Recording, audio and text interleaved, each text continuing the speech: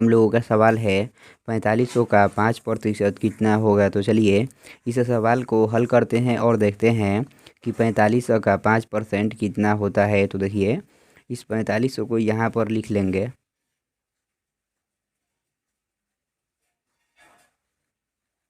यहाँ पर क्या है आप लोग ध्यान दीजिएगा, हम यहाँ पर भी क्या लिखे हुए हैं। तो इस का मतलब होता है गुणा, इसी तरह से इस का भी मतलब होगा गुणा, इसलिए इस के लिए यहाँ पर गुणा का चिन्ह दे देंगे और इस 5 को यहाँ पर लिख लेंगे। यहाँ पर प्रतिशत का चिन्ह है, थोड़ा सा आप लोग फिर से ध्यान दीजिएगा, हम यहाँ पर भी प्रतिशत के चिन्ह दिए हुए हैं देखिए। तो इस प्रतिशत के चिन्ह का अर्थ होता है 1/100। इसी तरह से इस प्रतिशत के चिन्ह का भी अर्थ होगा 1/100।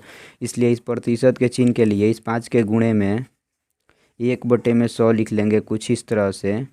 तो अब यदि आप लोग यहाँ पर देखते होंगे तो जो इतना पार्ट यह बन गया ना, यह बाटा वाला गुणा बन गया।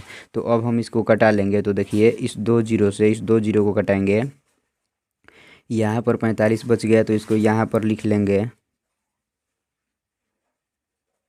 देखिए 5 × 1, तो 5 कहीं कितना होता है 5, तो यहाँ पर 5 लिख लेंगे। अब इस 45 में इस 5 से गुणा करेंगे। तो देखिए सबसे पहले हम क्या करेंगे, इस 5 से इस 5 में गुणा करेंगे तो 50 कितना होगा 25, तो 25 का 5 लिख लेंगे और हासिल 2 हो जाएगा। अब इस 5 से इस 4 में गुणा करेंगे तो 5 का कितना होगा 20 और 20 में 2 हासिल जोड़ेंगे तो कितना हो जाएगा 22। तो यहाँ पर 22 लिख लेंगे, यानी हम लोगों का आंसर आ जाएगा यही 225।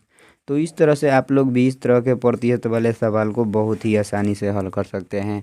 आप लोगों को हम जानकारी के लिए बता दें कि आप लोग इस सवाल को इस तरह से भी समझ सकते हैं कि 4500 रुपये का 5% कितना होगा। तो जब हम लोग 4500 रुपये का 5% निकालेंगे तो यही 225 रुपये आएगा।